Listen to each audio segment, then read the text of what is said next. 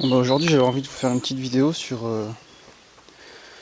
le bois tout simplement, parce que c'est un peu la base de mon métier. Et, donc ça c'est un tronçon de bois que j'ai découpé du châtaignier qui est là-bas.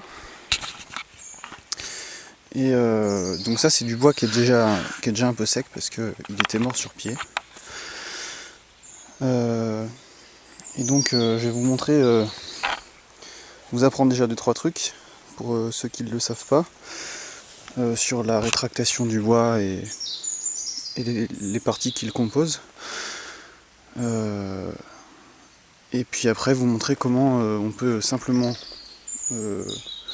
fendre du bois sans trop se prendre la tête et sans avoir forcément trop de force aussi. Juste en regardant un petit peu le dessin du bois là et en trouvant les petites fragilités.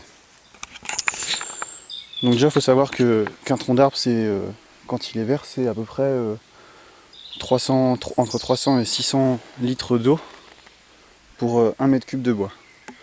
Donc c'est quand même assez énorme. Et c'est ce qui explique aussi qu'on a besoin de le sécher pour le travailler.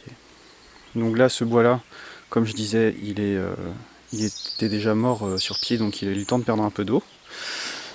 Et donc ce qu'on peut observer, ici par exemple, c'est qu'il y a des fissures. Ici, là, là, un petit peu là. Tout autour comme ça il y a des fissures. Ces fissures-là, elles sont dues à c'est déjà des signes d'une certaine perte en eau du bois.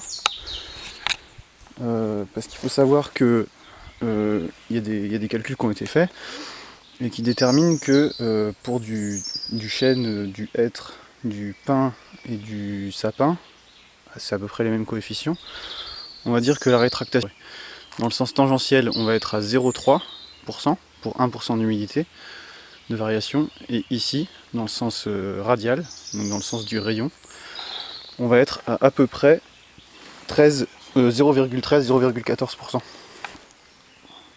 de rétractation pour une largeur donnée du coup.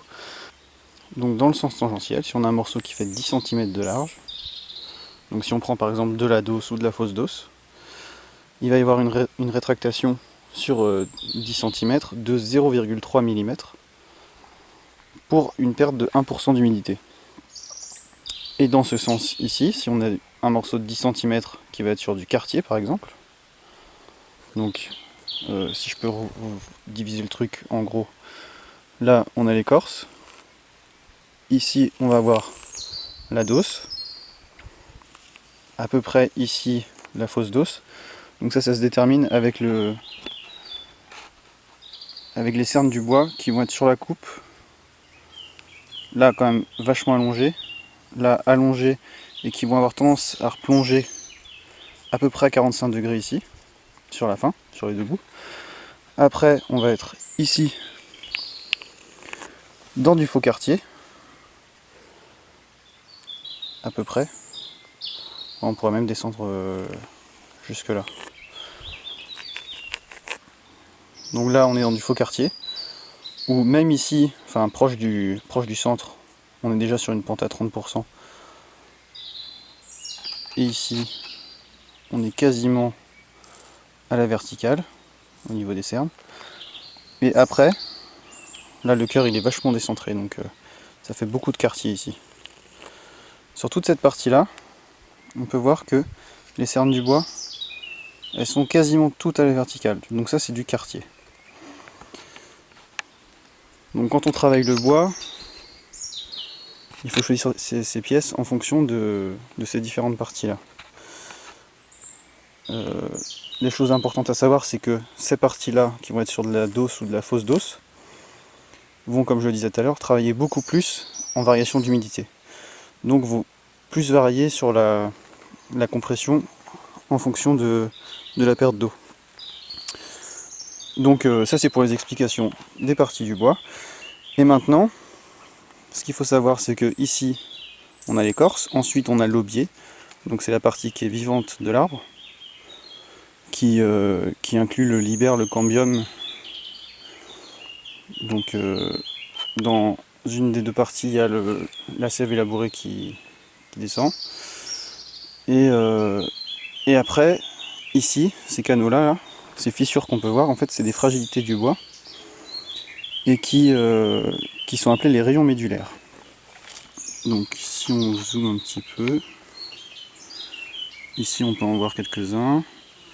Donc c'est des canaux qui vont apporter des nutriments de l'aubier vers le bois mort, vers le duramen. Et ces canaux-là en fait créent plein de petites fragilités dans le bois. Là si je balaye un peu, ici là on peut en voir quelques-unes. Et donc c'est ces fragilités-là qu'on va utiliser pour fendre le bois. Donc maintenant si on parle de fendre le bois à proprement parler,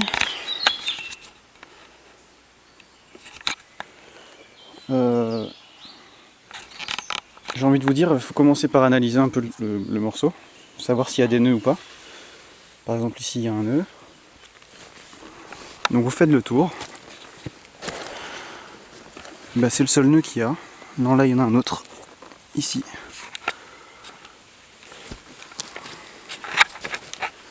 Donc vous repérez les nœuds. Donc ici j'ai un nœud. Et ici j'ai un nœud. Tout le reste ça va être du bois droit, du bois de fil. On va appeler ça. Donc le plus simple, c'est de commencer par le bois de fil. Et de laisser les nœuds de travers. Juste vous montrer que je peux y aller comme un bourrin, mais ça ne servira à rien. Voilà. Ça rebondit. Je peux taper dessus comme un débile, ça changera rien. Donc là je vais mettre un coin. Donc qui vient de la fente ici jusqu'au cœur. Donc j'essaie de me mettre pas dans le cœur parce que c'est plein de flotte encore, donc ça va être plus dur à fendre. Et pas tout à fait dans la fente. Parce qu'il faut que je crée une nouvelle fragilité.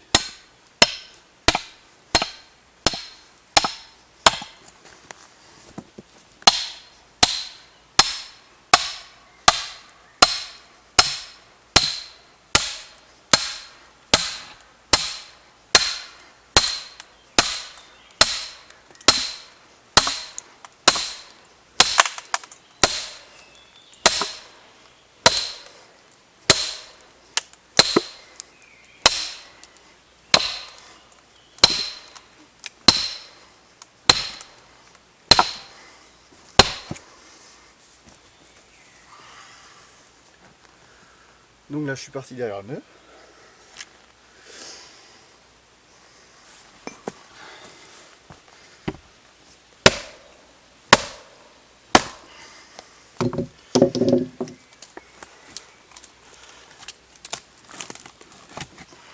Donc pour ceux qui ne savent pas, voilà à quoi ça ressemble. Un nœud vu de l'intérieur. Donc on voit le fil ici qui est complètement courbé. Hop.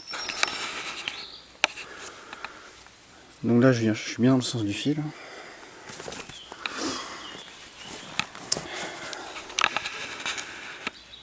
Et voilà. Donc on voit que le fil il fait complètement le tour du nœud. Et donc ça crée une grosse déformation du bois. Et là le cœur de la branche, il rejoint à peu près le cœur du bois normalement.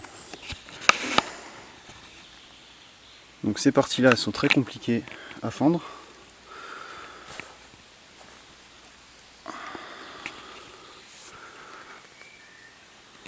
Donc là c'était pour vous montrer un peu à contre-exemple. J'ai eu de la chance un peu pour le coup parce que il y avait une ou deux gerces. Les gerces c'est ça là. Hop, on voit pas bien.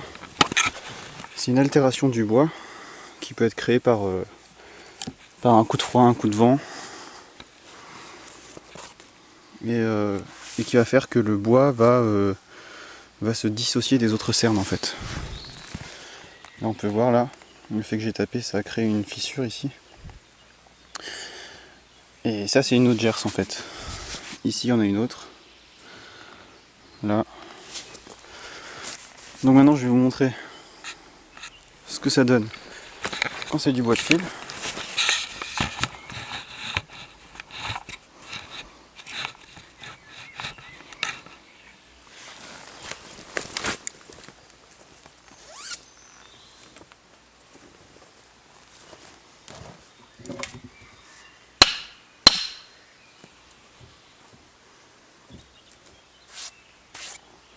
Donc ici là par exemple j'ai une fissure là.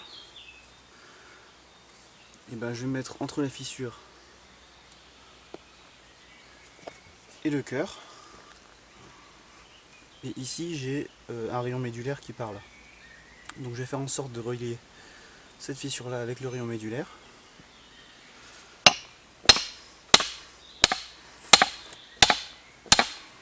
Normalement ça devrait se faire tout seul. Donc là je tape pas fort du tout, j'ai pas besoin.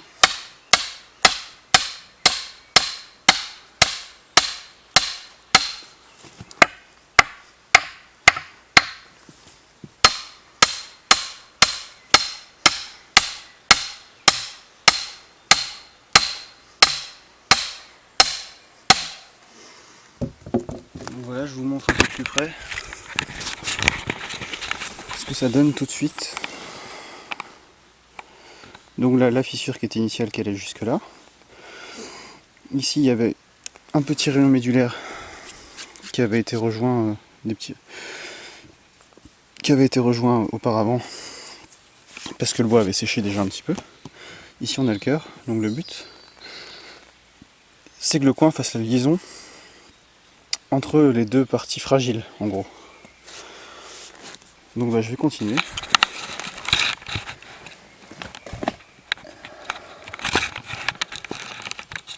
Vous allez voir ce que ça...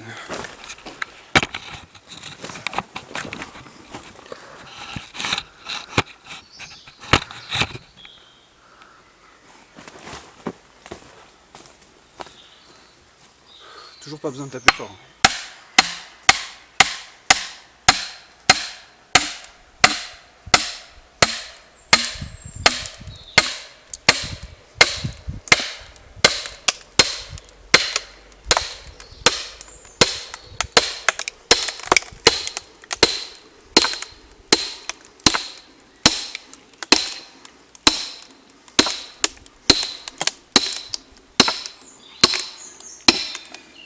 Voilà.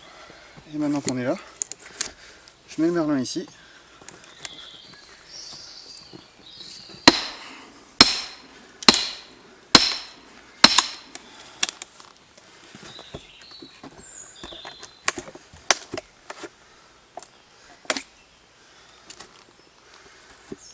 Hop, je mets le deuxième coin.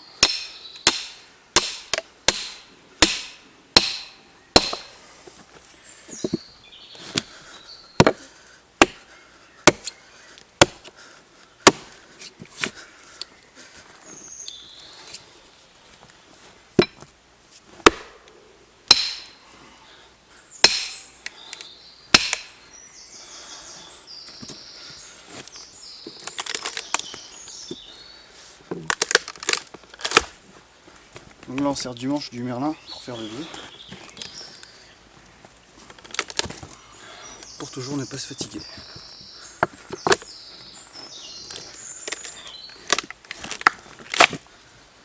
Voilà.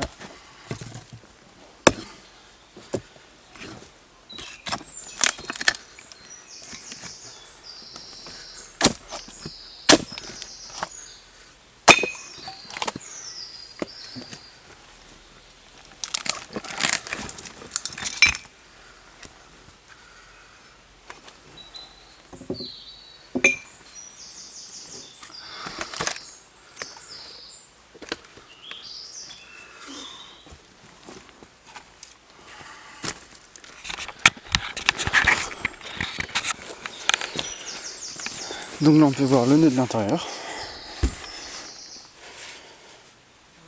Ici. Et là le bois qui est de fil. donc qui est droit.